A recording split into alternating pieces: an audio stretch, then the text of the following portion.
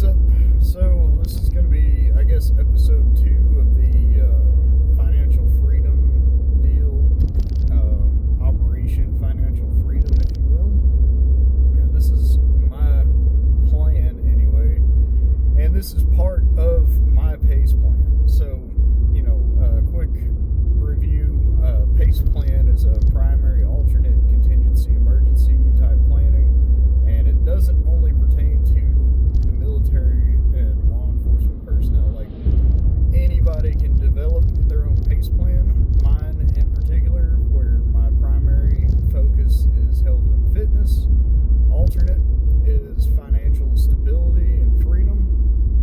The contingency part is self-sustainment and reliance, and then the emergency part is like the fun stuff, the firearms and the kit, as it were, as it pertains to this channel. So,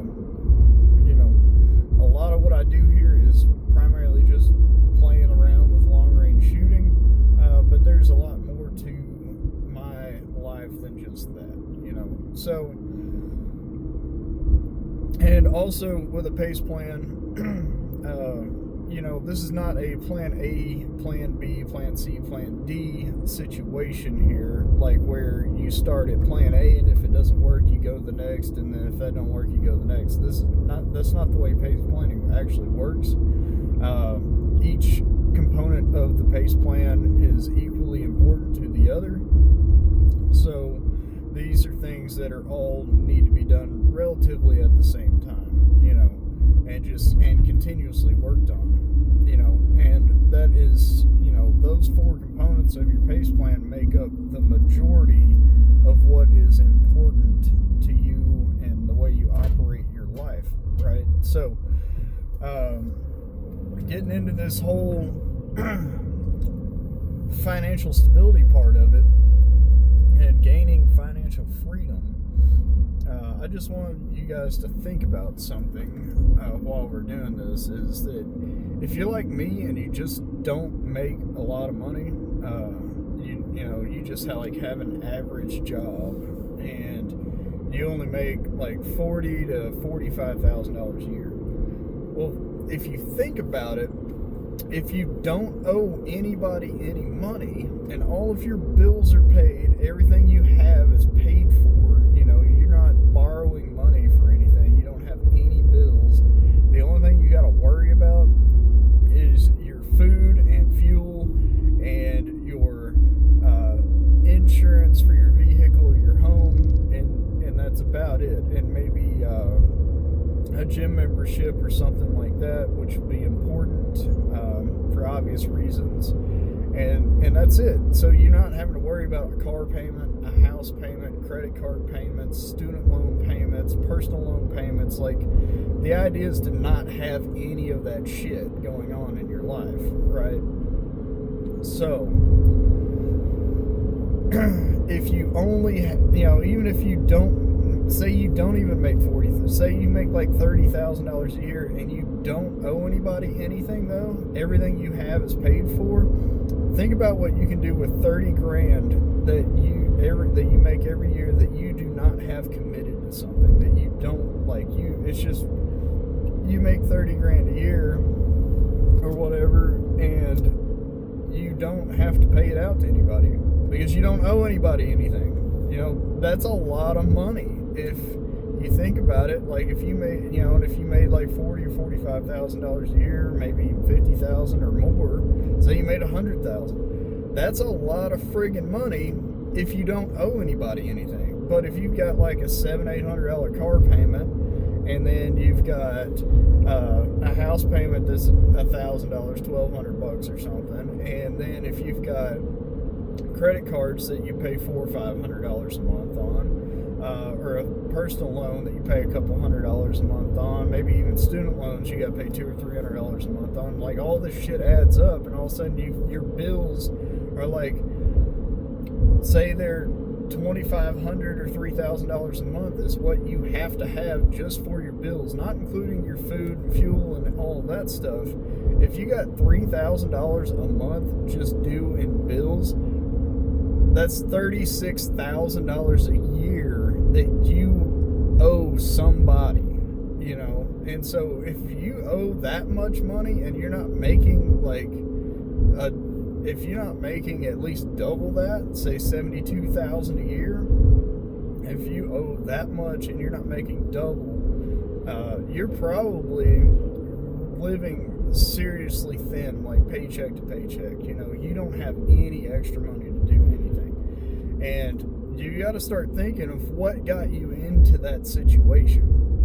And you got to start thinking about what can get you out of that situation, because that's a terrible situation to be in. You know, my situation's not great. I'm not happy with where I'm at and how much money I owe in bills and stuff. But yeah, so, and basically my bills are $2,000 a month is what I have to have, roughly. You know, it varies month to month depending on, you know, when bills come due and stuff, but about $2,000 a month, which is what, $24,000 a year that I have to pay my bills.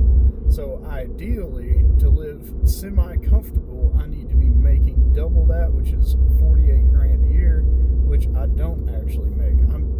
I'm close, but not quite there. You know, I think about 43,000 is where I'm at. So not super comfortable, but like that would just be my ideas as a rule of thumb. If you have so much debt, you know, where your bills are $2,000 or $3,000, you know, wherever they are, if they're $2,000 a month or $2,500 a month, whatever, figure out how much that is per year and then double it. That's how much money you need to be making to make sure everything's paid for, you know, because you're gonna have your expenses are way more than that, you know, way more than what your bills are. Your expenses include your fuel to and from work, your vehicle maintenance.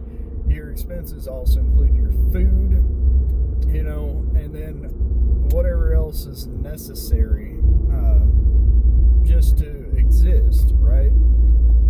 Now, there are other things that are nice, like, you know, entertainment. You know, if you're into whatever subscriptions to, what do they call it, like, I don't know, Netflix and stuff like that, where you pay a monthly subscription for TV and stuff, or if you've got internet access, you pay for a cell phone bill, like what I'm filming this on, and stuff like that. See, that stuff is not a necessity per se, but they're really good to have. You know, it kind of adds a little bit of enjoyment to life if you do have some of that stuff.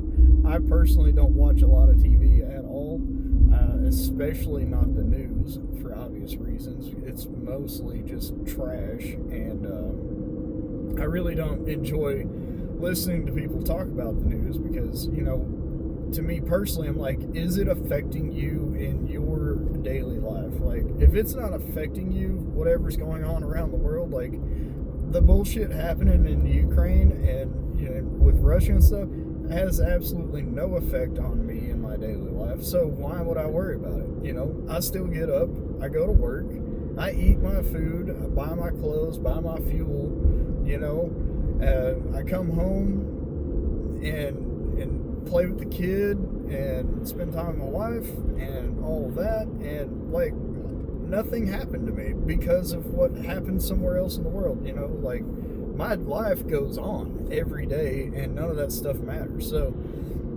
you know, people really need to start thinking about that. It's like, stop worrying about what is going on outside of your gates, like literally your gates to your driveway, you know, the fence around your property.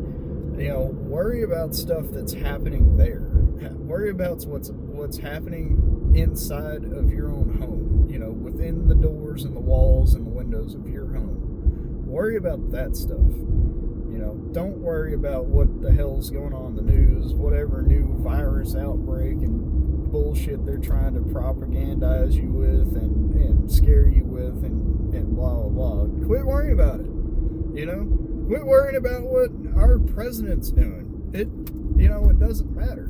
Until it actually affects you in your daily life, don't worry about it. It's not important, you know? So, trying to get back to the point here. you want to really get your bills as low as possible. You know, if I got my bills down to the minimum where I just have the stuff that I have to pay every month, you know, my car insurance, and my gym membership basically, and phone bill, you know, and then that's it, and homeowners insurance or whatever. I mean, we're talking, I would be down, my bills would be less than $500 a month, right? And let's say roughly I made $4,000 a month, you know, which I don't think I make quite that much on average, but let's say that gives me $3,500 a month that I don't have to spend, you know, other than, you know, buying fuel, which is not that much. You know, I could easily have $2,000, $2,500 a month that just gets stuck in the bank or gets reinvested into something, easily that much money, and not have to worry about if I've got enough money to pay my bills next week, you know, or whatever.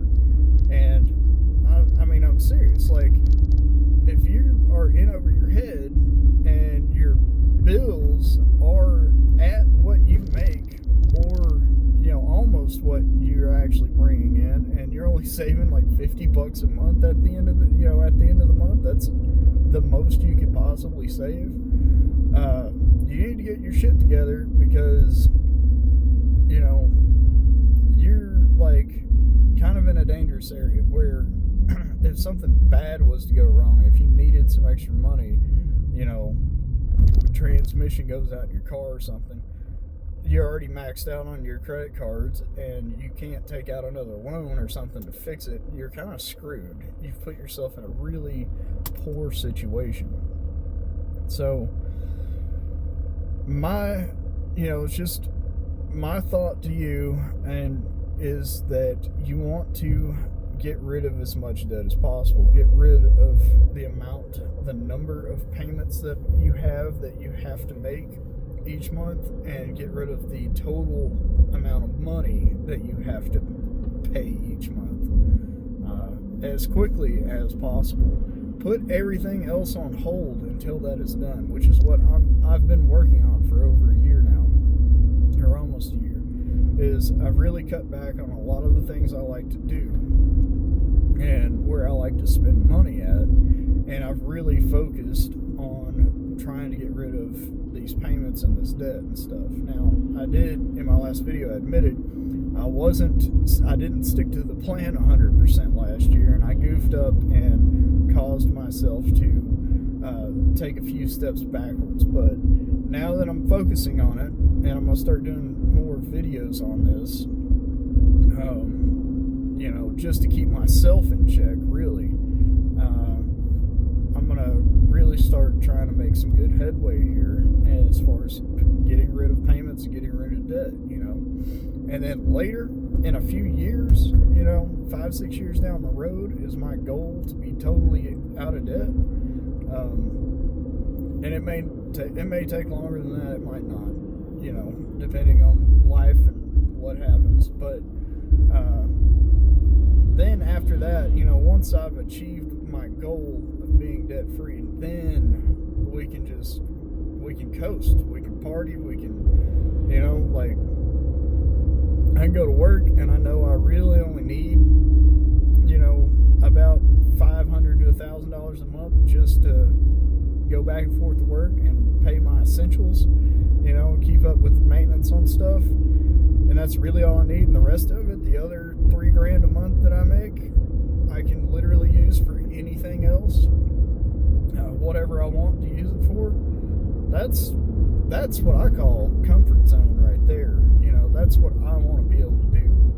You know, and think about it, if you were even in a better position than me, if you say you made like $100,000 a year, and your essentials, what you had to worry about paying for, was only $1,000 a month, you know, I mean, you're talking a ton of money there that you would have not committed to anything, and you could use it for whatever you wanted, you know. So just think about it. Just think about it. what you could do if you only had to spend $1,000 a month to do the essentials. You know, think about what you could do with the rest of the money that you make over top of that. You know, so yeah, I will do another video on this Friday probably, because that'll be after payday, and we'll check back and see